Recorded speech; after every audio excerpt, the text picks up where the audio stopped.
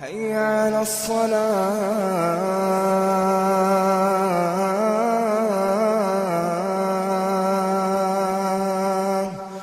حي على الصلاة.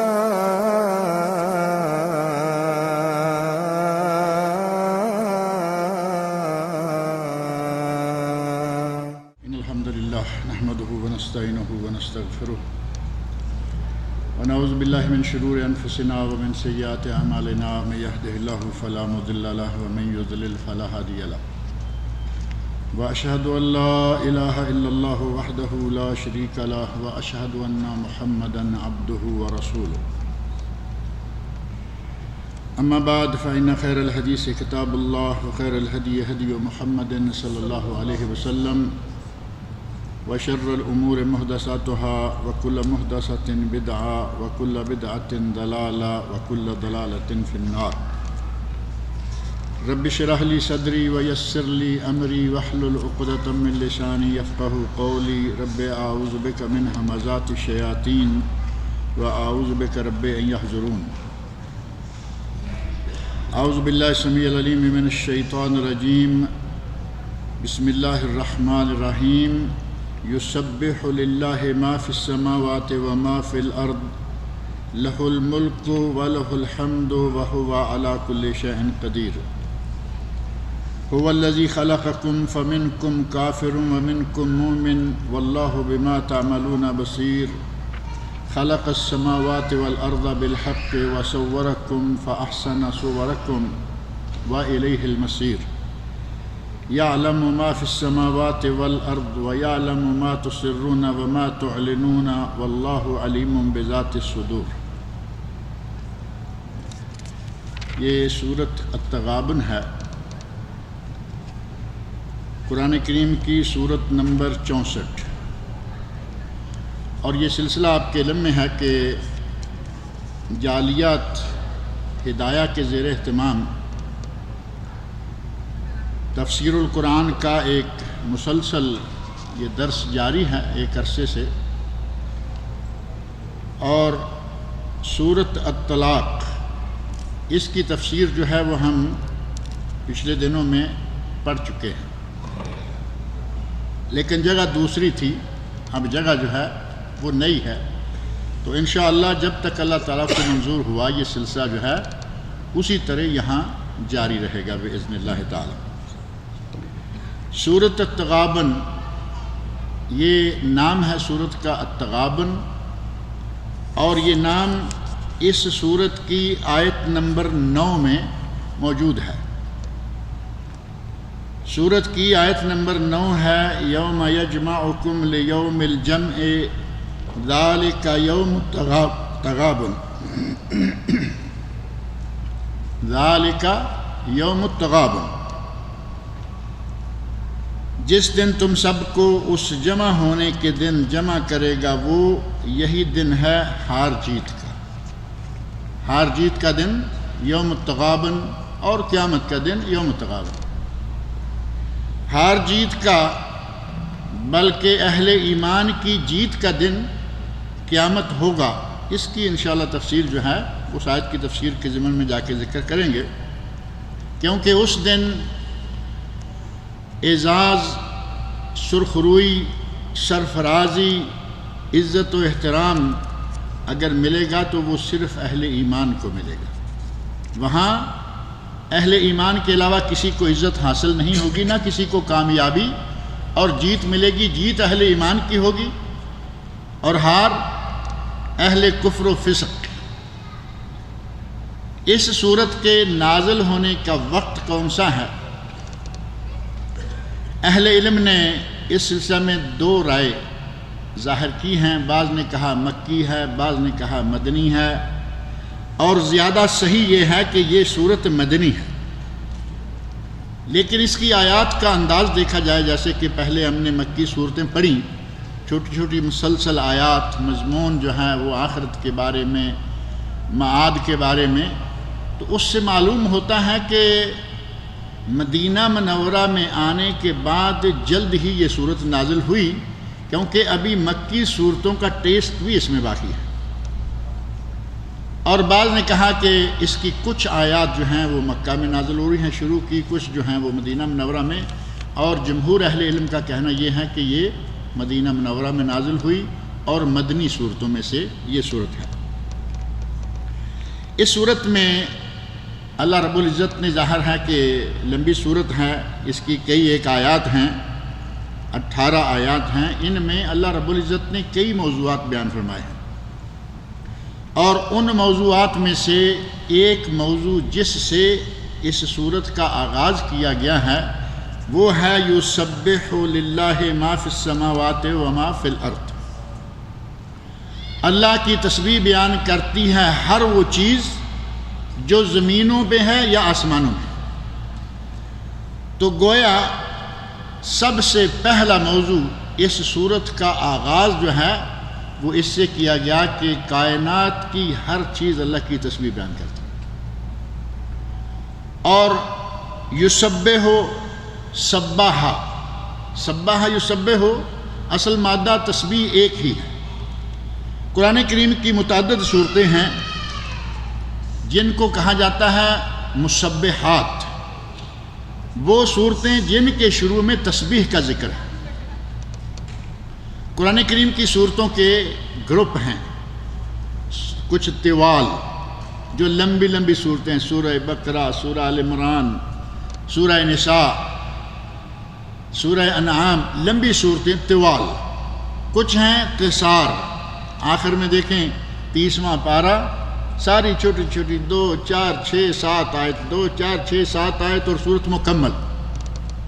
کچھ ہیں اوساط جو درمیانے درجے کی ہیں، نہ بہت چھوٹی نہ بہت بڑی۔ اسی طرح صورتوں میں سے ہی ایک نام آپ سنتے رہتے ہیں معوذات۔ معوذات وہ صورتیں جو کہ بندے کو پناہ دیتی ہیں، اللہ کی پناہ میں دے دیتی ہیں، وہ معوذات 3 صورتیں ہیں یا 4 کہہ لیں، قل یا ایھا الکافرون، قل ھو اللہ احد، قل اعوذ برب الفلق اور قل اعوذ برب الناس۔ ان 4 کو اور خاص طور پر 3 کو، قل یا ایھا الکافرون کو چھوڑ کر باقی 3 کو کہا گیا کہ یہ معوذات ہیں۔ اور اس گروپ میں سے ایک پہلی صورت کو نکالا گیا تو پیچھے نئے گروپ کا نام کیا بنا؟ معوذتین۔ اور معوذتین مشہور ہے کہ قل اعوذ برب الفلق اور قل اعوذ برب الناس۔ دم کرنا ہو نظر کا، دم کرنا ہو جادو کا، دم کرنا ہو تعویذ گنڈوں کا، کوئی بھی ایسی چیز، حتیٰ کہ وہ حدیث آپ کے سامنے ہے کہ نبی اکرم صلی اللہ علیہ وسلم کو بچھو نے کاٹا تو آپ نے انہی صورتوں کے ساتھ دم کیا جو کہ معوذات میں ہی ہے۔ فلق، ناس، ایک روایت میں قل ھو اللہ احد، اور فلق ناس دوسری روایت میں قل یا ایھا الکافرون، 4 آ گئی نا۔ معوذتین فلق اور ناس، معوذات اخلاص فلق اور ناس، یا کافرون اخلاص فلق اور ناس۔ اور قرآن کریم کی صورتوں کے ایک گروپ کا نام ہے مسبحات۔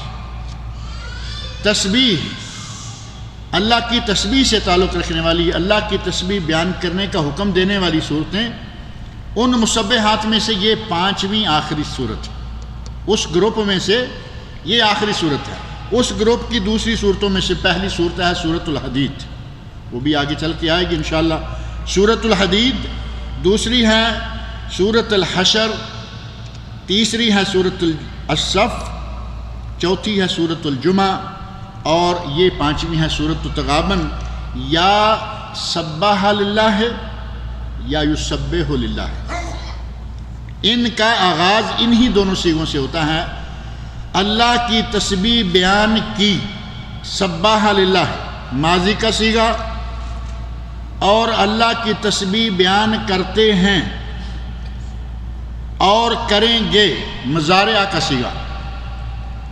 گویا کہ اللہ رب العزت نے ہمیں یہ بتا دیا کہ اللہ کی تسبیح بیان ہوتی رہی ہے، اللہ کی تسبیح بیان ہو رہی ہے، اور اللہ کی تسبیح بیان ہوتی رہے گی۔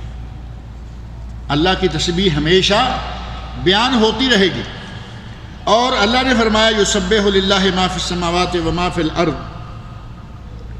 زمینوں میں آسمانوں میں، یا آسمانوں میں اور زمین میں۔ قرآن کریم میں اکثر لفظ جو ہے ارض کا مفرد آتا ہے واحد، جبکہ نبی صلی اللہ علیہ وسلم کی احادیث میں جمع کا صیغہ موجود ہے الارضین، زمینیں۔ جیسے 7 آسمان ہیں ویسے ہی 7 زمینیں ہیں۔ قرآن کریم میں ایسا لفظ موجود ہے کہ اللہ نے 7 آسمان بنائے اور انہی کی طرح زمینیں بنائیں، لیکن وہاں گنتی کے بجائے 7 کی گنتی پہلے چونکہ آ چکی ہے۔ غرض یہ کہ اللہ نے اس جگہ فرمایا یسبح للہ ما فی السماوات و ما فی الارض، اللہ کی تسبیح بیان کرتی ہے ہر وہ چیز جو کہ زمینوں میں ہے یا آسمانوں میں، ہر چیز۔ اور قرآن کریم کے ایک دوسرے مقام پر اللہ رب العزت نے فرمایا ہے وَإِن مِّن شَيْءٍ إِلَّا يُسَبِّحُ بِحَمْدِهِ، وَإِن مِّن شَيْءٍ، کوئی بھی چیز ایسی نہیں ہے جو کہ اللہ کی تسبیح بیان نہ کرتی ہو، وَلَكِن لَا تَفْقَهُونَ تَسْبِيحَهَ، لیکن تم اس کی تسبیح کو سمجھتے نہیں ہو۔ اب لا تفقہون تسبیحہ جو ہے، اس سے پتہ چلتا ہے کہ وہ تسبیح صرف تسبیح حال نہیں بلکہ تسبیح قال ہے۔ ان چیزوں کی زبان سے بھی تسبیح کی آواز نکلتی ہے، لیکن ہمیں اللہ نے فرمایا کہ تم سمجھ نہیں سکتے، ولیکن لا تفقہون تسبیحہ، تم اس کی تسبیح کو نہیں سمجھتے ہو۔ اب وہ تسبیح کیا ہے، کس کی تسبیح کیا ہے؟ جانور بولتے ہیں، کیڑے مکوڑے بولتے ہیں، ہر کسی کی آواز تو ہم سنتے ہیں، لیکن ہم سمجھتے تو نہیں کیا کر رہے۔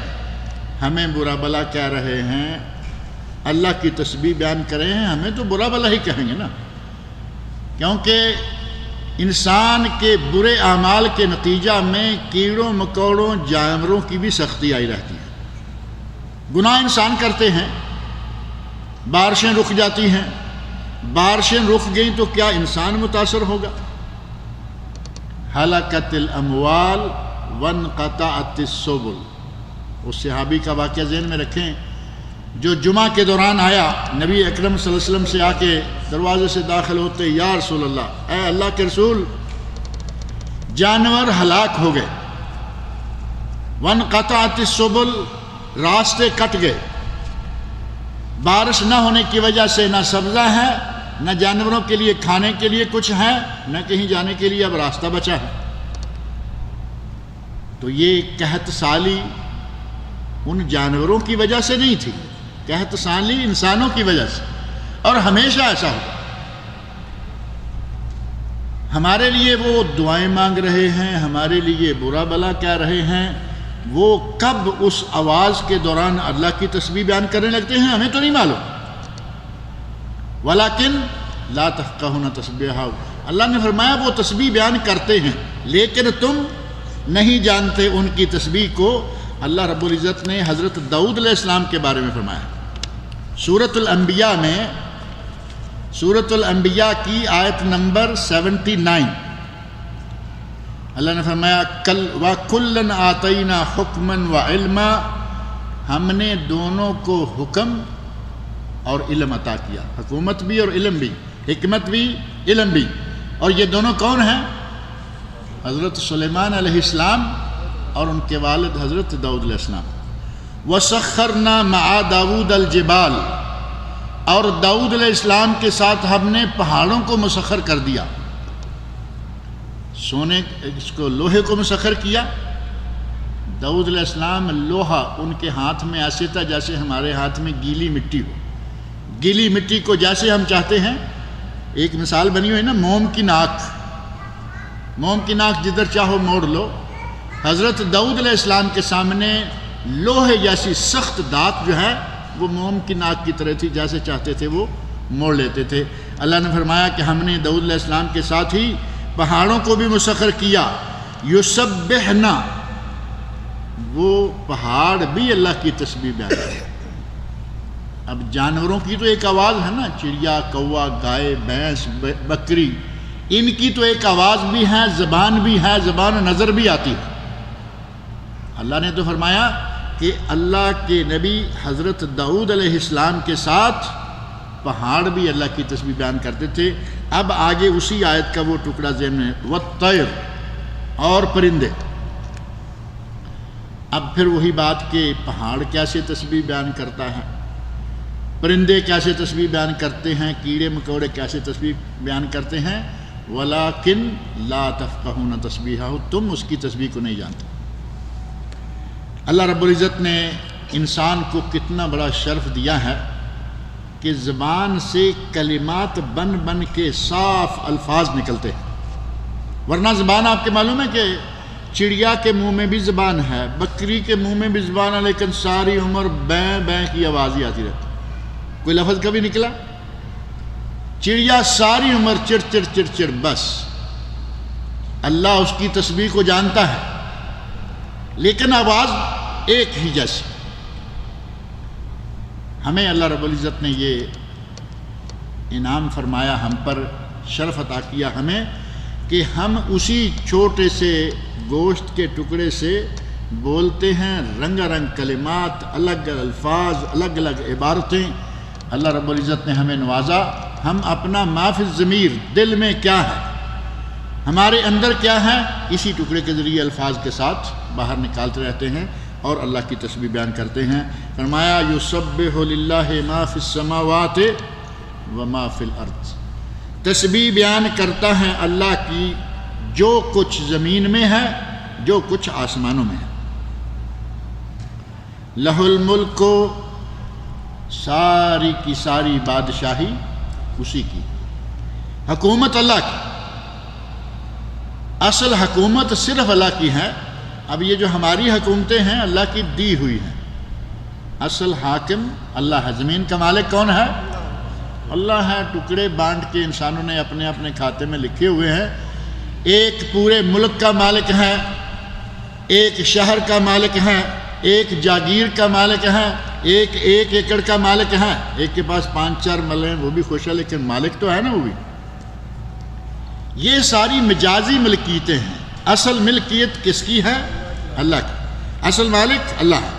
لہ الملک ولہ الحمد، اور تمام تعریفیں بھی صرف اسی کے لیے۔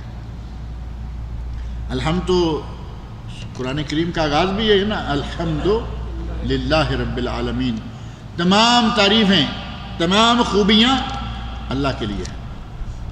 اور حمد میں الف لام جو ہے، اس کے بارے میں کہا گیا کہ یہ الف لام استغراق، ہر قسم کی خوبیاں، ہر قسم کی تسبیحات اور ہر قسم کی حمد صرف اللہ کے لیے۔ ہم کبھی کبھی کہتے ہیں نا کہ فلاں آدمی لائق تعریف ہے، اس کی بھی تعریف کرتے ہیں، اس کی تعریف بھی دراصل اللہ کی طرف سے عنایت ہے۔ ایک آدمی انجینئر ہے بہت بڑا، دوسرا بہت بڑا سائنٹسٹ ہے، تیسرا بہت بڑا ڈاکٹر ہے۔ ہم ڈاکٹر کی ڈاکٹری کی، انجینئر کی انجینئرنگ کی، اور سائنٹسٹ کی سائنس کی تعریف کرتے ہیں، لیکن اصل تعریف وہ کس کو جاتی ہے؟ اللہ کو، کیونکہ اسے سکھلایا اللہ نے۔ اس کے پاس کچھ بھی نہیں تھا، اس کو جو کچھ دیا دینے والا اللہ ہے، لہٰذا ہر تعریف لوٹ کر اسی کی طرف جائے گی۔ انسان نے آج دنیا میں بہت کچھ بنایا، نسبت انسان کی طرف کی جاتی ہے، لیکن اس ساری کی ساری کی اصل نسبت اللہ کی طرف، جس نے انسان کو سکھلایا، انسان کو علم دیا اور انسان کو اس درجے تک پہنچایا۔ اور اگر حمد کا معنی لیا جائے شکر، حمد اور شکر دونوں کٹھے لفظ ہیں نا، ہر قسم کی تعریف اللہ کے لیے اور ہر قسم کا شکر بھی اللہ کے لیے، کیونکہ جو نعمتیں ہیں وہ ساری دینے والا دراصل وہی ہے۔ انسانوں کو عقل دے تو وہ، کمانے کے لیے ہنر دے تو وہ، انسان میں کوئی حسن پیدا کر دے تو وہ، جتنی بھی شکر کی جتنی بھی مقدار ہے وہ بھی ساری کی ساری اللہ کی طرف ہی جاتی ہے۔ وَهُوَ عَلَى كُلِّ شَيْءٍ قَدِيرٌ، اور اللہ ہر چیز پر قادر ہے۔ اللہ نے فرمایا وَهُوَ عَلَى كُلِّ شَيْءٍ قدیر، اور یہ لفظ آپ قرآن میں دیکھیں گے کہ بار بار آتا ہے، عَلَى كُلِّ شَيْءٍ قدیر، بار بار۔ ایک بات، ہر انسان میں کوئی نہ کوئی کوتاہی ہوتی ہے۔ حال ہی میں ایک شخص کے بارے میں بات ایک آئی، بہت معروف شخصیت، اور بڑی عجیب بات آئی۔ کہا کہ فلاں صاحب، میں نے اپنے کانوں سے نہیں سنی، ان کا ریفرنس وغیرہ سب موجود ہے، فلاں صاحب کہتے ہیں کہ اللہ ہزاروں ایسی چیزوں پر قادر نہیں ہے جن کو میں بھی جانتا ہوں۔ نعوذ باللہ من ذالک۔ اللہ ہزاروں ایسی چیزوں پہ قادر نہیں جن کو میں جانتا ہوں، اور پھر مثالیں دے کر الٹا سیدھا جیسے اہل کلام کا انداز ہے اس ثابت کرنے کی کوششیں کی گئیں۔ اس میں سے ایک شکل عجیب سی جو پیش کی وہ بھی میں ذکر کر دوں۔ اللہ بار بار قرآن کریم میں کہے کہ میں ہر چیز پر قادر ہوں، اور ایک بندہ، لوگ نہیں، ایک شخص اٹھ کے کہہ دے کہ اللہ کئی چیزوں پر، ہزار کو چھوڑ دیں آپ، کہ اللہ کئی چیزوں پر قادر نہیں، اور اتنی بھونڈی سی عجیب سی مثال دی، کہا کہ اللہ لمبا بندہ پیدا کرنے پر قادر ہے، اللہ چھوٹا بندہ پیدا کرنے پر بھی قادر ہے، لمبا بھی اور ٹنگا بھی۔ کہتے ہیں کہ اللہ لمبا اور چھوٹا بندہ پیدا کرنے پر قادر نہیں ہے، نعوذ باللہ من ذالک۔ بات سمجھ رہے ہیں نہیں؟ محض اپنا دماغ خراب کرنے کے لیے، اپنے دماغ کی خرابی کو سامنے لانے کے یہ نقطہ میں نہیں سمجھ سکتا۔ اللہ رب العزت وہ ذات ہے، ہر وقت ہر چیز، ہر کام کرنے پر وہ قادر ہے، ہر چیز ہر وقت۔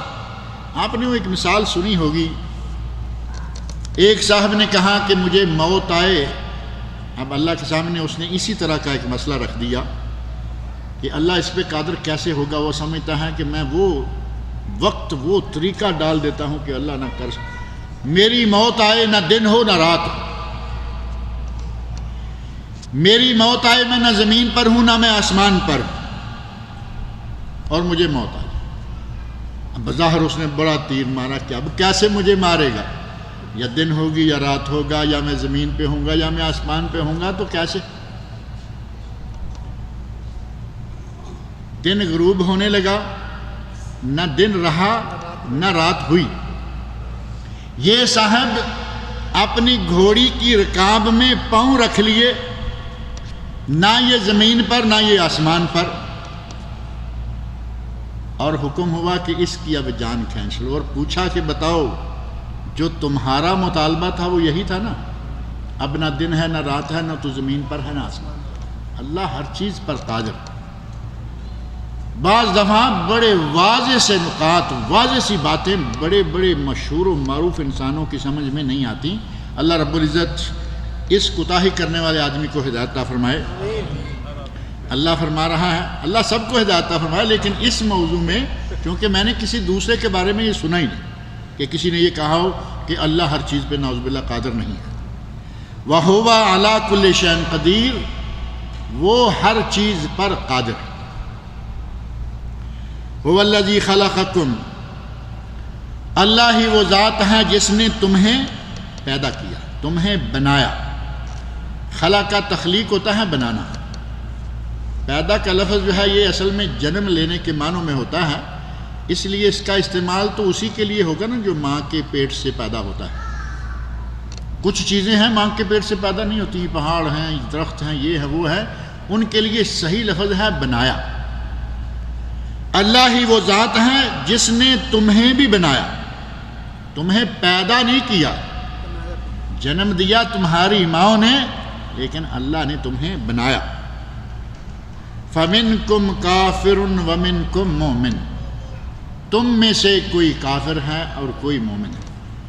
اللہ رب العزت کی عظمتیں، اس کی قدرتیں اور اس کے اختیارات دیکھیں کہ انسان کو بنا کے مجبور نہیں کیا کہ تمہیں یہی کرنا ہوگا، نہ کفر پر نہ ایمان پر، بنایا اور آزاد چھوڑ دیا۔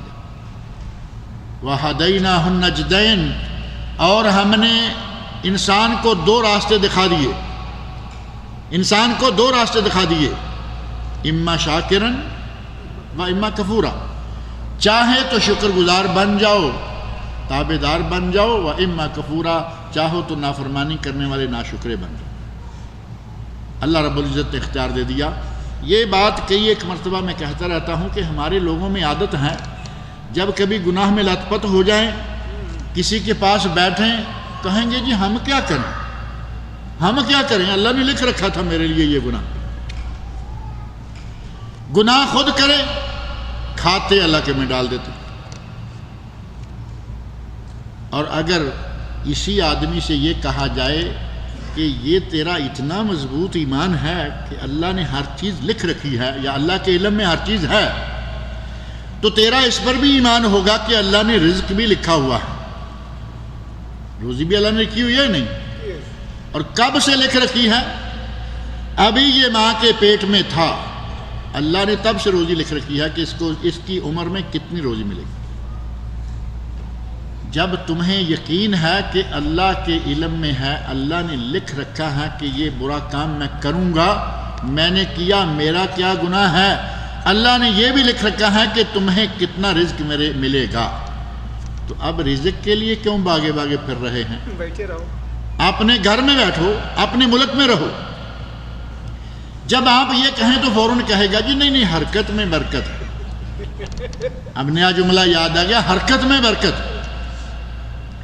اگر روزی کمانے کے لیے حرکت میں برکت ہے تو نیک عمل کرنے کے لیے بھی حرکت میں برکت ہے، برائی سے بچنے کے لیے بھی حرکت میں برکت ہے۔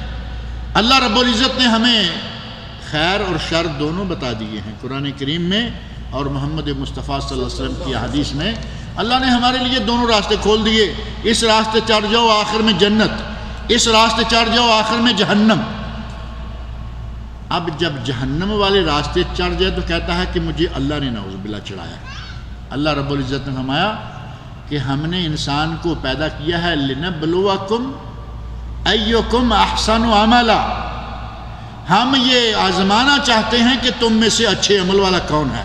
آزمائش کیسے ہوگی اگر اللہ نے کہا کہ نہیں تمہیں یہی کرنا ہے؟ آزمائش تو تب ہوگی کہ جب دونوں اختیار موجود ہوں، دو آپشن ہیں، ان میں سے کون سا اختیار کرے گا، اچھا یا برا؟ آزمائش کا معنی تب آئے گا۔ ایک آدمی کے ہاتھ میں تلوار دے دی جائے اور کہا جائے کہ اس کو مارو گے جنگ کے دوران، جہاد ہوگا، ثواب ہوگا۔ جنگ نہیں ہوگی، محلے میں ہو، ذرا کسی کے ساتھ ناراض ہوگے اور تلوار پھیر دو گے تو قاتل شمار ہوگے، گناہ ہوگا۔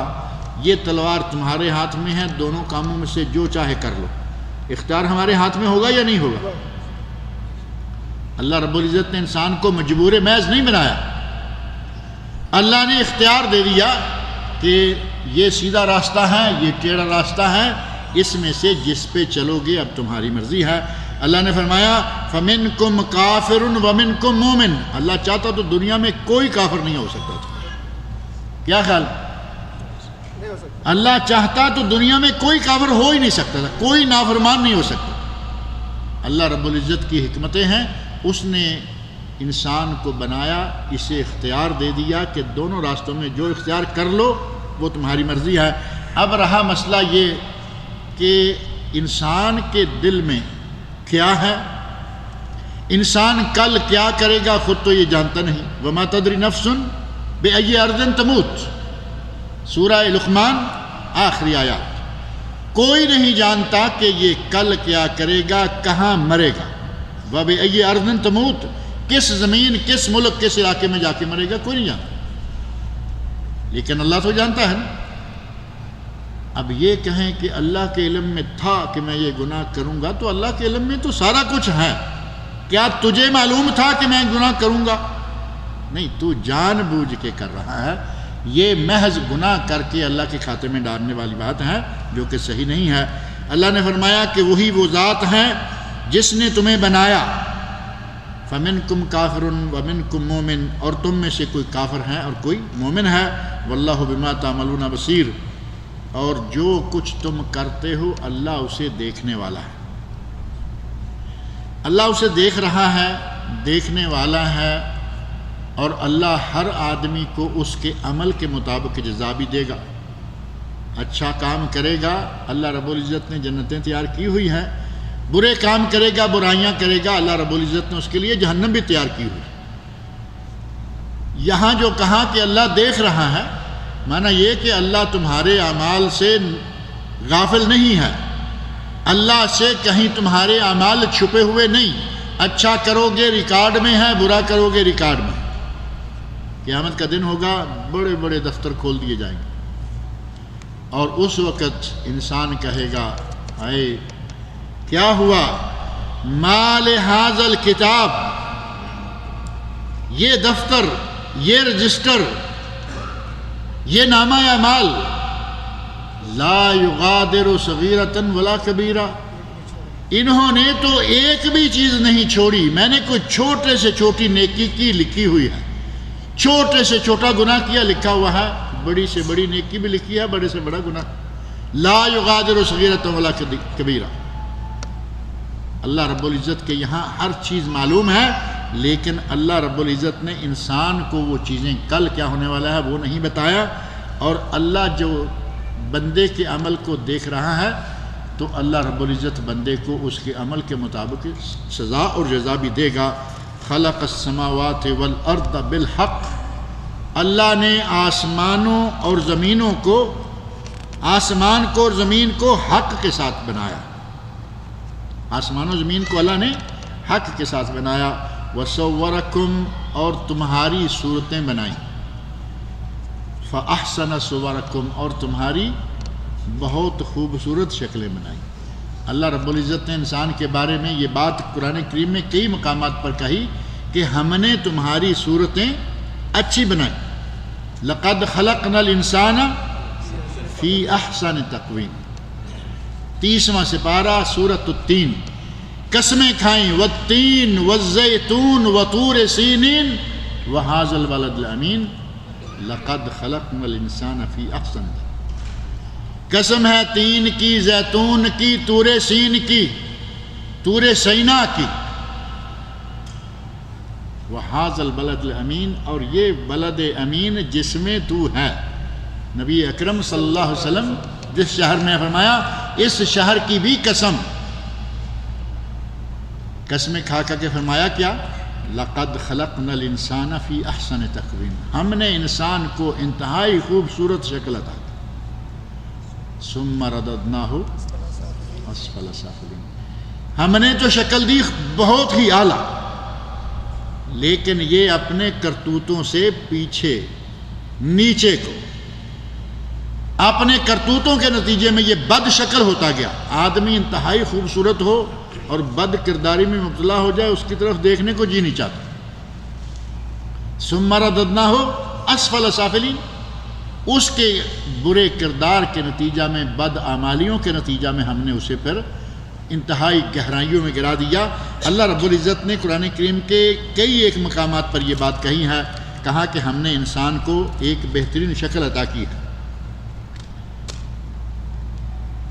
وَإِلَيْهِ الْمَصِيرُ، اور انسان کو پلٹ کر اسی کے پاس جانا ہے۔ فرمایا کہ شکل دی ہے، کام کا حکم دیا ہے، کچھ کاموں سے منع کیا ہے، عمل کرو گے اچھے تو بھی ہمارے پاس آنا ہے، عمل کرو گے برے تو بھی ہمارے پاس آنا ہے، حساب ہم لے لیں۔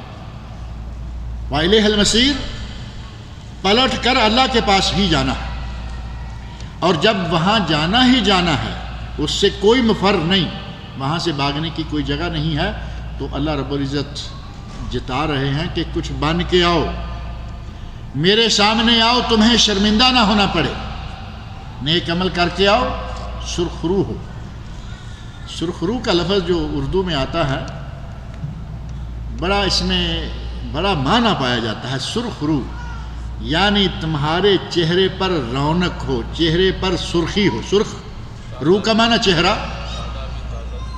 تازگی، شادابی، سرخی، رونق۔ اور یہ کب آئے گی؟ جو آدمی بہت غصے میں ہو، اس کے چہرے پر رونق نہیں ہوتی، ہوائیاں اڑ رہی ہوتی ہیں۔ بہت ڈرا ہوا ہو، رونق نہیں ہوتی، ہوائیاں اڑ رہی ہوتی ہیں۔ غصے کی ہوائیاں کبھی لال کبھی پیلا کبھی پھیکا، غصے میں بھی عجیب سی شکلیں بنتی، لیکن جب انسان خوش ہوگا تو ایک ہی رنگ، مسلسل چہرہ سرخ، چہرے پر چمک، چہرے پر شادابی، چہرے میں تازگی۔ اللہ نے فرمایا کہ میری طرف ہی پلٹ کر آنا ہے، لہٰذا کچھ بن کے آؤ تاکہ وہاں تمہیں سرخروئی حاصل ہو۔ یعلم ما فی السماوات والارض، اللہ جانتا ہے جو کچھ زمینوں میں ہے، جو کچھ آسمانوں میں ہے، اللہ سے کوئی چیز چھپی ہوئی نہیں ہے۔ لا یخفی علیہ خافیہ، اللہ سے کوئی چیز چھپی ہوئی نہیں ہے، وہ پہاڑوں میں ہو، سمندروں میں ہو، فضاؤں میں ہو، ہواؤں میں ہو، زمین کے اوپر ہو، زمین کے نیچے ہو، اللہ ہر چیز کو جانتا ہے۔ فرمایا یعلم ما فی السماوات والارض، جو کچھ زمین میں ہے، جو کچھ آسمانوں میں ہے، اللہ اس کو جانتا ہے۔ اور جو عمل کوئی کرتا ہے، دن کو کرے، روشنی میں کرے، رات کو کرے، اندھیرے میں کرے، اللہ ہر عمل کرنے والے کے عمل کو بھی جانتا ہے، اسے کوئی چیز پوشیدہ نہیں ہے۔ واللہ علیم بذات الصدور، اور پوشیدہ کیا ہوگا زبان سے نکلنے والی بات تو دور کی بات ہے، اللہ تو تمہارے سینوں کے اندر جو کچھ ہے اس کو بھی جانتا ہے۔ یعلم ما فی الصدور واللہ علیم بذات الصدور، اللہ دلوں کی جانتا ہے، اللہ سینوں کی جانتا ہے، جو زبان سے کلمہ کی لفظ کی شکل میں نکل آئے وہ تو عام ہو گئی، اللہ وہ ہے کہ ابھی تمہارے دلوں میں جو کچھ چھپا ہوا ہے اس کو بھی جانتا ہے۔ الم یاتکم نبأ الذین وَيَعْلَمُ مَا تُسِرُّونَ وَمَا تُعْلِنُونَ، یہ جملہ رہ گیا ہے۔ اور اللہ جانتا ہے جو کچھ تم در پردہ کرتے ہو، جو کچھ تم اعلانیہ کرتے ہو، دن کو رات کو، اندھیرے میں روشنی میں، چھپ کے بند کمروں میں، چاہے جہاں بھی کچھ کرو گے، اللہ ہر چیز کو جانتا ہے اور وہ دلوں کی باتوں کو بھی جانتا ہے۔ الم یاتکم نبأ الذین کفروا من قبل، کیا تمہارے پاس پہلے لوگوں کی خبریں نہیں آئیں؟ کفروا، جنہوں نے کفر کیا، پہلے لوگ جنہوں نے کفر کیا، کیا تمہارے پاس ان لوگوں کی خبریں نہیں آئیں؟ فذاقوا وبال امرہم، اپنے عملوں، اپنے کردار، اپنے کرتوتوں کا وبال انہوں نے چکھ لیا۔ اللہ رب العزت پہلی قوموں پر جو عذاب نازل ہوئے، اللہ نے پہلی قوموں کو جن عذابوں میں مبتلا کیا ان کی طرف اشارہ کرتے ہوئے اللہ فرما رہے ہیں کیا تمہارے پاس وہ خبر نہیں آئی؟ قرآن کریم میں ہے نا، قوم لوط کے ساتھ کیا ہوا، قوم نوح کے ساتھ کیا ہوا، اللہ رب العزت نے انبیاء کے نام لے لے کر ان کی امتوں پر کیا کیا عذاب نازل ہوئے، موسیٰ علیہ السلام کی قوم، اس کے نخرے بھی بتائے کہ کبھی یہ مانگ رہے ہیں، کبھی وہ مانگ رہے ہیں، اور ان پر آنے والے عذاب بھی 9 آیات قرآن کریم میں اللہ نے بنی اسرائیل کو جن 9 عذابوں میں مبتلا کیا تھا ان کا ذکر بھی قرآن کریم کے اندر موجود ہے۔ تو فرمایا کہ تمہارے پاس کیا ان لوگوں کی خبر نہیں جنہوں نے تم سے پہلے کفر کیا؟ اگر اب کفر کرو گے تو جو عذاب انہیں دیے گئے وہ تمہیں بھی دیے جا سکتے ہیں، جن عذابوں میں وہ مبتلا ہوئے تھے تم بھی ہو جاؤ گے۔ وَلَهُمْ عَذَابٌ عَلِيمٌ، انہیں یہ دنیا میں عذاب دیے گئے اور ابھی انہیں آخرت میں دردناک عذاب دیے جائیں، یعنی دنیا کا عذاب جو ہے وہ دیا گیا، معاملہ ختم ہو گیا، ان کے لیے آخرت میں بھی ہمیشہ کا دردناک عذاب موجود ہے۔ ذَلِكَ بِأَنَّهُ كَانَتْ تَأْتِيهِمْ رُسُلُهُمْ بِالْبَيِّنَاتِ، ان کا گناہ کیا تھا جس کی وجہ سے انہیں عذابوں میں مبتلا کیا گیا، اور قیامت کے دن انہیں عذابوں میں مبتلا کیا جائے گا، آخرت میں عذاب دیے جائیں گے۔ ذالک، یہ اس لیے بِأَنَّهُ كَانَتْ تَأْتِيهِمْ رُسُلُهُمْ بِالْبَيِّنَاتِ، ان کے پاس رسول واضح نشانیاں لے کر آتے تھے۔ پہلے رسول، پہلے انبیاء اپنی امتوں کے پاس معجزات لے کر آئے، واضح بینات لے کر آئے، اللہ کے احکام لے کر آئے، لیکن انہوں نے کیا کہا؟ فَقَالُوا أَبَشَرٌ يَهْدُونَنَا، کیا یہ انسان ہماری ہدایت کے لیے آئے ہیں؟ یہ انسان ہمیں ہدایت کریں گے؟ یہ بشر ہمارے لیے ہادی بن کے آئے ہیں؟ آپ اندازہ کریں کہ یہ کلمہ آج نہیں. یہ کلمہ پہلی امتوں کی طرف سے بھی اللہ رب العزت نے فرمایا کہ ان کے پاس میرے نبی میرے رسول پہنچے، واضح ہدایت اور نشانیاں لے کے آئے. ان کا جواب انہوں نے یہ دیا ابشر یہدوننا، یہ بشر ہمارے جیسا، ہمیں جیسا بشر ہو کر ہمیں ہدایت کرے گا. پہلی بات یہ کہ جتنے بھی انبیاء گزرے ہیں قرآن کریم کے کلمات میں اور انبیاء کی امتوں کے الفاظ میں، وہ سارے بشر تھے. اسی لیے کہنا کہ یہ بشر ہمیں. اور قرآن کریم میں ایک جگہ اللہ رب العزت نے فرمایا ہے کہ اللہ رب العزت نے جب ان کو انبیاء کو ان کی طرف بھیجا تو انہوں نے، ان کی امتوں نے کہا کہ یہ ہمارے لیے آئے ہیں، یہ ہمارے لیے آئے ہیں جو ہماری طرح کھاتے ہیں، ہماری طرح پیتے ہیں. یا کلو مما تاکلون، یہ تو وہی کھاتے ہیں جو تم کھاتے ہو. تم کھجور کھاتے ہو، یہ بھی کھجور کھاتا ہے. تم روٹی کھاتے ہو، یہ بھی روٹی کھاتا ہے. تم گوشت کھاتے ہو، یہ بھی گوشت کھاتا ہے. یہ تمہارا ہادی، تمہارا نبی، تمہارا رہبر، تمہارا رہنما کیسے ہو سکتا؟ یہ پہلی قوموں کے کلمات ہیں اور وہ ذہن آج بھی موجود ہے. آج ذہن جو ہے وہ تھوڑا رنگ بدل گیا ہے. وہ کہا کرتے تھے کہ یہ بشر ہے، اب کہتے ہیں یہ بشر نہیں ہے. فرق آ گیا نا. بات دیکھیں، انکار والی بات وہیں جا رہی ہے. انہوں نے کہا یہ بشر ہے، ہم اس کی نہیں مانیں گے کیونکہ یہ ہم جیسا ہے، یہ ہماری طرح کھاتا ہے، ہماری طرح پیتا ہے، ہماری طرح اس کی بھی حاجات ہیں، اس کی ہم کیسے مان لیں؟ آج معاملہ بالکل الٹ ہو گیا. اب کہتے ہیں کہ یہ بشر نہیں ہے. انسان کی بڑی عجیب حالت ہے، ماننے پہ آئے تو پتھر کو خدا مان لے، نہ ماننے پہ آئے تو اس خدا کو نہ مان. دہریے موجود ہیں. اللہ کو یہ ساری دنیا آٹومیٹک کی بنتی ہے، آئٹم ہے، شکست و ریخت ہوتی، کہتے ہیں خود سے بنتا رہتا ہے، بگڑتا رہتا ہے. کوئی آتا ہے، کوئی جاتا ہے، کوئی پیدا ہوتا ہے، مرتا ہے. اس میں نہ ماننے پہ آئے تو رب کو نہ مانے، اس کائنات کو بنانے والے کو نہ مانے، اور ماننے پہ آئے تو پتھروں کو سجدہ کرنا شروع کر دے، پتھروں کو اپنا رب مان لے. اور نہ ماننے پہ آئے تو جس شخصیت کو قرآن نے بار بار بشر کہا، کہتا ہے میں نہیں مانتا وہ بشر. اللہ رب العزت نے پہلے انبیاء کو بھی بشر کہا، ہمارے نبی صلی اللہ علیہ وسلم کو بھی بشر کہا.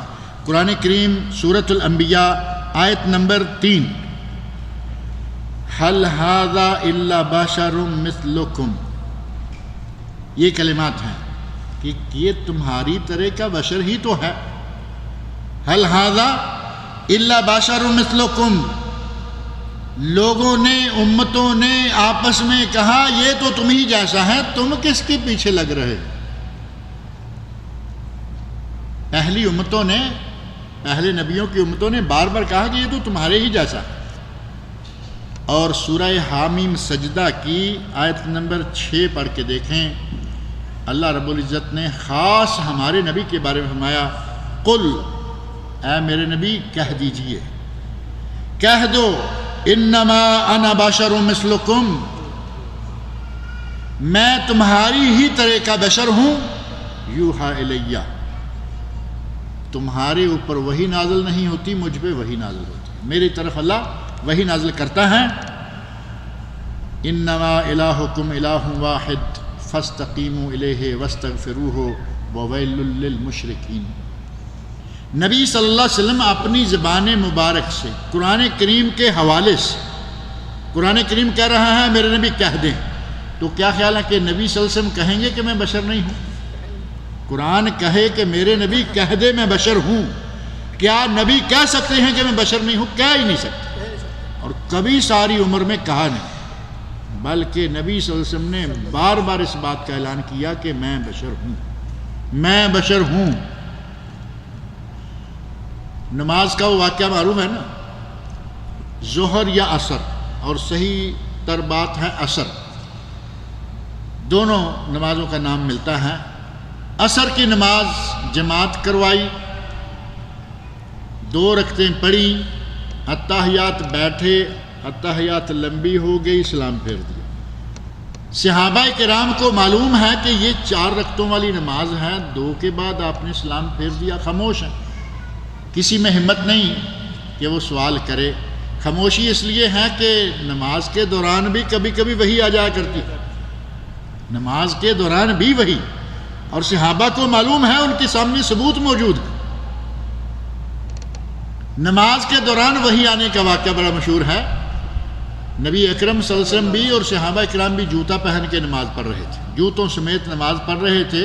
جبرائیل امین آئے، آ کے کہا اللہ کے رسول آپ کے جوتے میں غلاظت لگی ہوئی ہے۔ آپ نے پاؤں سے جوتا نکالا، ایک طرف رکھا، سلام پھیرا تو دیکھا کہ سارے صحابہ کے جوتے بھی پاؤں سے نکلے ہوئے ہیں، جبکہ آپ نے پہلے دیکھا جب آپ صفیں سیدھی کرایا کرتے تھے، آپ صفیں سیدھی کرانے کا اتنا اہتمام کرتے تھے جو آج کل نہیں رہا۔ آج کل آئمہ اس معاملے میں بہت سست ہو گئے ہیں، اور بڑی ہمت کر کے کسی نے کہا استو تراسو اور اللہ اکبر۔ نبی صلی اللہ علیہ وسلم صف کو سیدھا کرنے کے لیے آگے پیچھے ایسے کہ جیسے تیر سیدھا کیا جاتا ہے، صف کو تیر کی طرح سیدھا کیا کرتے تھے۔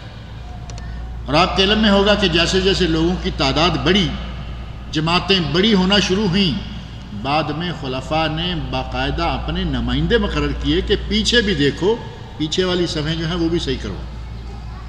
صفیں صحیح ہو جاتی، اس کے بعد ہوتا اللہ اکبر۔ نبی صلی اللہ علیہ وسلم نے صفیں صحیح کرانے کے دوران یہ دیکھ رکھا ہے کہ میرے صحابہ نے جوتے پہنے ہوئے ہیں اور جوتے پہن کر نماز پڑھتے تھے۔ نماز پڑھی، سلام پھیرا، دیکھا سب کے جوتے اترے ہوئے ہیں، پوچھا کیا ہوا؟ تو صحابہ کہتے ہیں کہ یا رسول اللہ آپ نے جوتا اتارا، ہم نے بھی اتار دیا۔ تو فرمایا کہ میرے پاس جبرائیل آئے تھے اور جبرائیل نے آ کے بتایا تھا کہ آپ کے جوتے میں غلاظت لگی ہوئی ہے، میں نے تو تب اتارا تھا۔ تو صحابہ کہتے ہیں ہم نے آپ کو اتارتے دیکھا، ہم نے اتار دیے، ہمیں اس کا نہیں پتا کہ کیا ہو۔ وہ تو اس طرح کے جاننثار، اس طرح کے فرمان بردار تھے کہ جو دیکھا اس کی وجہ کیا ہے اس سے غرض نہیں، دیکھا کہ میرے نبی نے کیا، کر گیا۔ حضرت عمر فاروق کا وہ لفظ یاد ہے، صحیح بخاری میں موجود ہے۔ حجر اسود کے سامنے آ گئے، اب دیکھا کہ یہ 2 پتھر ہیں، حجر اسود ہے، کچھ بھی ہے، پتھر ہے۔ کہا انی لعالم، اے حجر اسود میں جانتا ہوں، انکا حجر، تو پتھر ہے، لا تنفع ولا تضر، تو نہ نفع دے سکتا ہے نہ نقصان دے سکتا ہے۔ اور ساتھ فرمایا لولا انی رأیت رسول اللہ صلی اللہ علیہ وسلم یقبلک ما قبلتک، میں نے کبھی نبی صلی اللہ علیہ وسلم کو تجھے بوسہ دیتے ہوئے نہ دیکھا ہوتا، میں تجھے کبھی بوسہ نہ دیتا۔ صحابہ کرام اس طرح کے دیوانے تھے نبی اکرم صلی اللہ علیہ وسلم کی سنتوں کے، دیکھا جوتے نکالے، جوتے نکالے۔ اب 2 رکعتیں پڑھ کے سلام پھیر دی اور سارے خاموش ہیں، اسی وجہ سے کہ کہیں وحی نہ آ گئی۔ ایک نماز سلام پھیرا، آپ باہر نکل گئے، مسجد کے سامنے ایک کھجور کا تنا تھا، کھجور کے تنے کے ساتھ جا کے آپ نے ٹیک لگائی، صحابہ کرام سے باتیں کرنے کا معمول تھا، وہاں پہنچ گئے۔ صحابہ میں سے ایک صحابی ہیں، ان کا لقب ہے ذوالیدین، 2 ہاتھوں والے۔ سارے لوگ ہی تو 2 ہاتھوں والے ہوتے ہیں نا، لقب ایسا مشہور ہوا ذوالیدین، 2 ہاتھوں والے۔ اصل نام کیا ہے وہ تاریخ میں لکھا رہ گیا، ہمارے ذہنوں سے نکل گیا۔ ذوالیدین، ذوالیدین کہتے ہیں اقصرت الصلاۃ ام نسیت یا رسول اللہ، انہوں نے ہمت کر لی۔ ظاہر ہے کہ کوئی گستاخی بھی تو نہیں تھی، گناہ بھی تو نہیں تھا نا، ٹھیک ہے، کسی میں ہمت نہیں ہوئی، وہ ذرا مضبوط دل کے تھے، کہا پوچھتے ہیں وہ آتا ہونی چاہیے، کیا وجہ؟ اقصرت الصلاۃ ام نسیت یا رسول اللہ، آپ بھول گئے ہیں یا نماز کم ہو گئی؟ ان کا مطلب ہے کہ پکا تو ہو جائے، بھول سے ہوئی ہے تو پوری کریں گے، کم ہو گئی ہے، ہلکی ہو گئی، سمارٹ ہو گئی نماز۔ نبی اکرم صلی اللہ علیہ وسلم فرماتے ہیں نہ نماز کم ہوئی ہے نہ میں بھولا، بھولے بھی اور اتنے بھول گئے ہیں کہ اب بھی یاد نہیں آیا. یاد دلانے پہ عموماً فوراً آدمی کو یاد آ جاتی ہے. فرمایا نہ میں بھولا ہوں نہ نماز کا. اب صحابہ کرام دوسرے بھی شعر ہو گئے. کہا کہ نہیں یا رسول اللہ آپ یا بھول گئے ہیں یا کچھ. آپ نے 2 رکعتیں پڑھی. نبی اکرم صلی اللہ علیہ وسلم فوراً واپس گئے, اللہ اکبر کہا, نماز شروع کر دی, 2 رکعتیں اور پڑھی, اور سلام پھیرنے سے پہلے صحابی کہتے ہیں کہ ہم انتظار کر رہے تھے کہ آپ سلام پھیریں گے. آپ نے اللہ اکبر کہا اور سجدہ کیا, پھر دوسرا سجدہ کیا, سجدہ سہو, اور اس کے بعد آپ نے سلام پھیرا. اور سلام پھیرنے کے بعد صحیح بخاری شریف میں یہ الفاظ بھی موجود ہیں. لوگ کہتے ہیں کہ ان کو بخاری کا بخار آیا ہوا ہے. اب جو صحیح ترین بات آ جائے تو پھر ہمیں ادھر ادھر جانے کی بھی تو کوئی ضرورت نہیں ہے نا. صحیح بخاری میں یہ الفاظ موجود ہیں, انما انا بشر مثلکم, اے لوگو میں بھی تمہاری طرح کا بشر ہوں, انسا کما تنسون, میں بھی بھول جاتا ہوں جیسے تم بھول جاتے. 2 مسئلے حل کر دیے. ایک یہ کہ میں بھی بشر ہوں, اور دوسرا مسئلہ یہ کہ مجھ سے بھول بھی ہو سکتی ہے, اور بھول ہو گئی, یہ ہوئی. بعض اور بھولیں بھی ثابت ہیں. نبی اکرم صلی اللہ علیہ وسلم نے خود کہا میں بشر ہوں. اللہ نے قرآن کریم میں کہلوایا, کہو میں بشر ہوں. پہلی امتیں اپنے نبیوں کو کہتی رہیں کہ ہم تمہیں نہیں مانیں گے کیونکہ تم بشر ہو. آج کا ملا اڑ گیا, کہا کہ نہیں, نبی کو بشر کہنے والے گستاخ. اب آپ بتائیے کہ گستاخ کون ہوا؟ قرآن کو نہ ماننے والا گستاخ ہوا یا بشر نہ ماننے والا گستاخ؟ جو قرآن کو نہ ماننے والا ہے گستاخ وہ ہے. نبی اکرم صلی اللہ علیہ وسلم بشر ہو کر, بشر ولیس کالبشری, شاعر نے کہا محمد بشر ولیس کالبشری, کل یاقوتۃ حجر ولیس کالحجری. محمد بشر تو ہیں صلی اللہ علیہ وسلم, لیکن ہم عام ہما شما بشر کی طرح نہیں. جس طرح کے یاقوت بھی تو پتھر ہی ہوتا ہے, یاقوت ہے, لال ہے, جواہر ہے, یہ ہے, وہ بھی تو پتھر ہی ہوتے ہیں.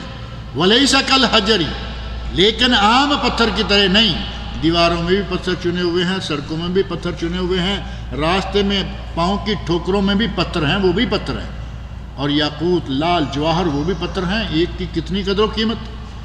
نبی اکرم صلی اللہ علیہ وسلم پوری بنی نوع انسان کے سرتاج, سارے انسانوں کے افضل ترین, سید ولد آدم. فرمایا انا سید ولد آدم ولا فخر, میں تمام بنی آدم کا سردار ہوں اور مجھے اس پر کوئی فخر نہیں. نبی اکرم صلی اللہ علیہ وسلم کی انکساری تواضع, آپ نے فرمایا کہ میں پوری انسانیت کا سردار, لیکن مجھے اس پر کوئی فخر نہیں. اللہ رب العزت کہتے ہیں ذالک بانہم کانت تاتیہم, یہ اس لیے کہ ان کے پاس تاتیہم رسلہم بالبینات, ان کے رسول آئے, نشانیاں لے کر آئے, معجزات لے کر آئے. فقالوا, انہوں نے یہ جواب دیا, ابشر یہدوننا, کیا بشر ہماری ہدایت کے لیے آئیں گے, بشر ہمیں ہدایت دیں گے؟ اللہ رب العزت کا یہ انتظام پرانا ہے. تمام امتوں کو آدم علیہ السلام سے لے کر عیسیٰ علیہ السلام تک جتنی انسانی امتیں ہیں, سب امتوں کی طرف نبی بھیجا انہی میں سے. ادھر یہ اعتراض ہے, کہتے ہیں کہ کوئی فرشتہ آتا, پہلے کہتے رہے کہ کوئی فرشتہ آتا. اللہ نے فرمایا اگر فرشتہ بھی آتا تو تمہیں اعتراض رہتا, تم نہ مانتے. جیسے مشرکین مکہ کے حالات دیکھ, یہ کر دو کر دیا نہیں مانے, وہ کر دو کر دیا نہیں مانے. فرمایا اگر فرشتے بھیج دیتے ہم, پھر تم نہ مانتے, تو پھر تمہارا کام میں اسی وقت تمام کر دیتا. اللہ رب العزت نے انسان کی رعایت رکھتے ہوئے انسانوں ہی میں سے نبی بنا کر بھیجا. اور حضرت ابراہیم علیہ السلام کی دعا معروف ہے, وَابْعَثْ فِيهِمْ رَسُولًا مِّنْهُمْ. ابراہیم علیہ السلام نے کعبہ شریف کو مکمل کر لیا تو پہلے بھی دعا مانگتے رہے, بعد میں حضرت اسماعیل علیہ السلام دونوں شامل ہو گئے اور دعا مانگی. اور اس دعا میں, بلکہ ان دعاؤں میں جو مختلف دعائیں مانگی, یہاں امن پیدا کر دے, ان لوگوں کو پھلوں کا رزق دے دے, اور ایک دعا مانگی وَابْعَثْ فِيهِمْ رَسُولًا مِّنْهُمْ، اے اللہ ان مکہ والوں میں سے مکہ میں رسول بھیج۔ اب مکہ والے کون ہیں؟ فرشتے ہیں؟ نہیں، انسان ہے بھائی، فرشتے کہاں ہیں؟ مکہ والے اگر تو آپ کہیں گے کہ ابو لہب فرشتہ ہے، عبد المطلب فرشتے تھے، ہاشم فرشتے تھے، تو مانیں گے کہ نبی صلی اللہ علیہ وسلم بھی بھائی فرشتے نور ہیں۔ وَابْعَثْ فِيهِمْ رَسُولًا مِّنْهُمْ لَقَدْ مَنَّ اللَّهُ عَلَى الْمُؤْمِنِينَ إِذْ بَعَثَ فِيهِمْ رَسُولًا مِّنْهُمْ، اللہ نے مومنوں پر یہ احسان کیا کہ انہی میں سے رسول دے۔ اللہ بار بار کہہ رہا ہے کہ انہی میں سے، انسانوں میں سے ہم اڑ گئے، ہمارا ملا اڑ گیا کہ نہیں، پھر یہاں تک آ جاتے ہیں، کہتے ہیں ہاں اللہ نے تو کہا ہے، کہاں پر تسلیم اللہ نے تو کہا ہے، ہم تو نہیں کہہ سکتے نا۔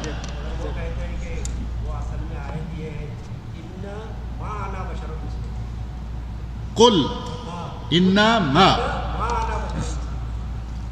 بہرحال کچھ نہ کچھ تو کریں گے نا، توڑ پھوڑ تو وہ کریں گے ہی۔ اب اتنی باتیں یہاں یہ کہہ دیا، یہاں کیا کریں گے جب یہ کہہ رہے ہیں کہ ان کے پاس رسول آئے؟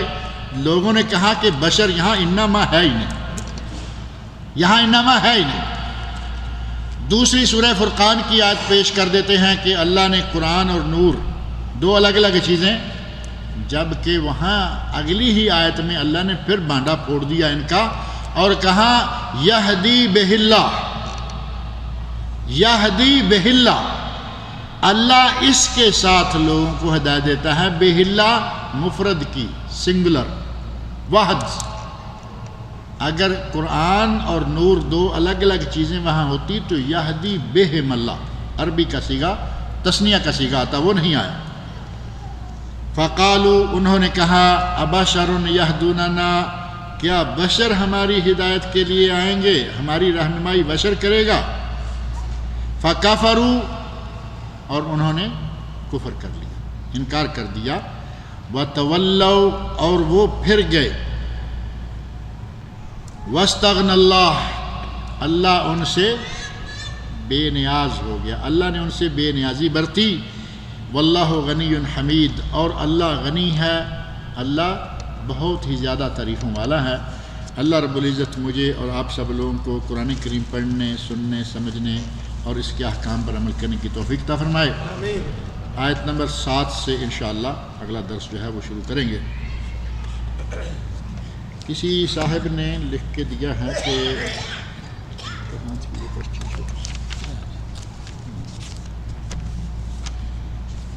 لکھا ہے ایک بنگالی شخص، بنگالی ہو یا پاکستانی ہو، ہندی ہو، کوئی بھی ہو، ابو البشر قوما میں ہیں، یعنی وہ قوما میں ہیں، ان کے لیے دعا کریں۔ وہ صحیح العقیدہ آدمی ہے، بڑی اچھی بات ہے کہ یہ بھی ساتھ واضح کر دیا کہ وہ کوئی خرافی مشرک نہیں ہے، بلکہ وہ صحیح العقیدہ آدمی ہے۔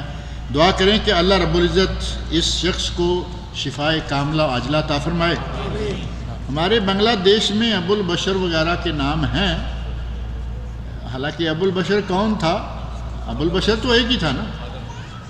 نبیوں کے ناموں پہ نام رکھنے میں کوئی حرج نہیں، لیکن نبیوں کے لقبوں پر ابو البشر، کل کو کوئی جد الانبیاء رکھ لے گا، ابراہیم علیہ السلام تھے، اور پرسوں کوئی کہے گا رحمت للعالمین نبی اکرم۔ لقبوں پہ نہیں، ناموں پہ نام رکھنے کا ہے، سمو باسماء الانبیاء۔ لیکن اللہ تعالیٰ اس شخص کو شفا عطا فرمائے، کیونکہ نام تو اس کے ماں باپ نے رکھا ہوگا۔ یہاں سے عورتیں عمرہ کرنے کے لیے جائیں اور احرام باندھنے کے بعد اگر ایام حیض شروع ہو جائے تو عورتیں کیا کریں؟ اگر عورت نے احرام باندھا ہے یہاں سے جاتے ہوئے طائف سے، یا مثال کے طور پر یہاں خبر سے احرام باندھا، دمام ایئرپورٹ سے جہاز میں سوار ہوئی، راستے میں مینسز پیریڈ شروع ہو گیا، تو اس کے لیے ضروری ہے کہ وہ احرام کی حالت میں رہے۔ ہمارے یہاں ایک بڑا عجیب سا مسئلہ ہے کہ پوچھیں گے نہیں، مینسز شروع ہوئے، کپڑے بدل دیے، سب کینسل کر دیا، گویا کہ معاملہ ختم، جبکہ احرام باندھ لینے کے بعد، اچھا اگر یہاں سے جاتا ہے طائف جانے سے پہلے مینسز شروع ہو جائیں، احرام نہ باندھے، کیونکہ اس کے لیے کوئی ضروری نہیں رہا۔ وہ جب فارغ ہو جائے مکہ سے، واپس طائف آئے اور احرام باندھ کے، اس کو احرام میں رہنے کی ضرورت نہیں ہے، لیکن اگر طائف سے گزرنے عمرہ شروع کرنے سے پہلے مینسز ہو گئے، وہ احرام کی حالت میں رہے، بائی روڈ جا رہے ہیں، یہاں سے گئے، طائف سے احرام باندھا اور مینسز آ گئے، اس عورت کو چاہیے کہ وہ احرام کی حالت میں رہے 4 دن 5 دن 6 دن 7 دن جتنا کسی کا پیریڈ ہے مکمل ہونے تک احرام کی حالت میں، بوقت ضرورت کپڑا بدلنے کوئی حرج نہیں، لیکن احرام کی حالت میں رہیں، جیسے ہی مینسز ختم ہوں غسل کرے غسل حیض، کپڑے بدلے نئے پہن لے، لیکن وہ احرام کی حالت میں ہے، نئے سرے سے کوئی نیت کرنے کی ضرورت نہیں ہے، اور اس کا عمرہ مکمل ہے، اس میں کوئی کمی بیشی نہیں۔ لیکن اگر احرام باندھ لیا اور عمرہ کرنے تک اور حیض سے فارغ ہونے تک وہاں نہیں رک سکتے، شوہر کی ڈیوٹی ہے، یہ ہے وہ ہے، واپس لازم آنا ہے، احرام کو لازم توڑنا ہے، تو پھر جب چاہیں احرام کی نیت توڑ دیں اور ایک بکرا ذبح کر دیں، کیونکہ یہ کفارہ ہے۔ احرام باندھ کر عمرہ کیے بغیر یا احرام باندھ کر حج کیے بغیر احرام سے نکلنے کا کفارہ ہے ایک بکرا ذبح کرنا۔ نماز تو پڑھ نہیں سکتی، حرم کعبہ اور مسجد نبی میں بھی داخل نہیں ہو سکتی، واپسی قافلے کے ساتھ ہوگی تو کیا دم دینا ہوگا؟ دم تو دینا ہوگا، حرم کعبہ میں بھی نہیں داخل ہو سکتی اور مسجد نبوی میں بھی نہیں داخل ہو سکتی۔ کیا فرمایا؟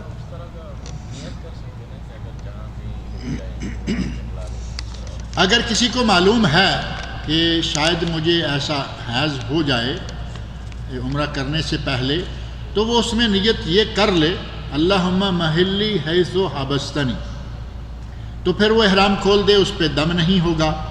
اور اس سے بھی اچھا یہ ہے کہ آج کل تو میڈیکل نے بڑے انتظام کر رکھے ہیں، خاتون کو پتہ ہے کہ مجھے ان دنوں میں مینسز آنے والے ہیں، 2 دن پہلے ایک ٹیبلٹ ڈیلی کے حساب سے 2-3 دن پہلے شروع کر لے، عمرہ کر کے ٹیبلٹ روک دے، 3-4 دن میں انشاءاللہ تعالیٰ کسی قسم کی کوئی پریشانی آنے والی نہیں۔ اعمال برباد کرنے والے افعال اور توکل علی اللہ، یہ 2 درس ہیں جمعہ کے، جن کو چاہیے یہ کاشف بھائی کے پاس موجود ہے۔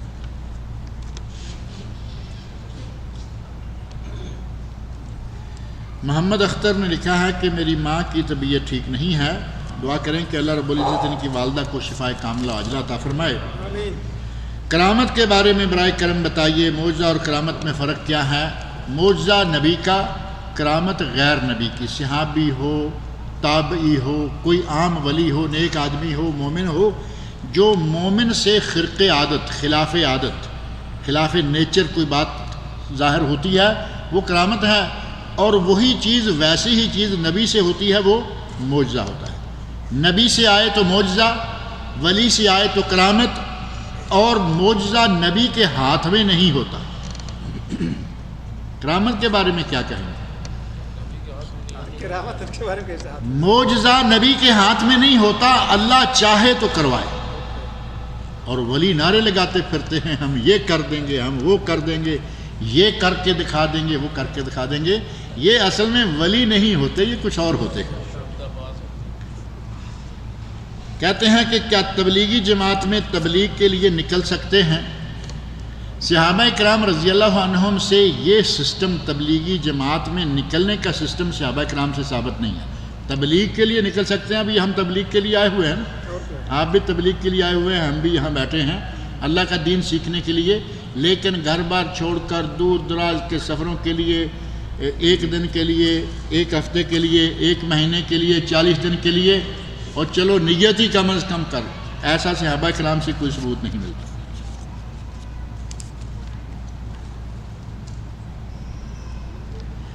یہ کسی دوسرے نے لکھا ہے کہ میری والدہ کی صحت ٹھیک نہیں ہے، دعا کریں کہ اللہ رب العزت ان کی والدہ کو شفائے کاملہ عاجلہ عطا فرمائے۔ اللہ رب العزت مجھے اور آپ سب لوگوں کو قرآن کریم پڑھنے، سننے، سمجھنے اور اس پر عمل کرنے کی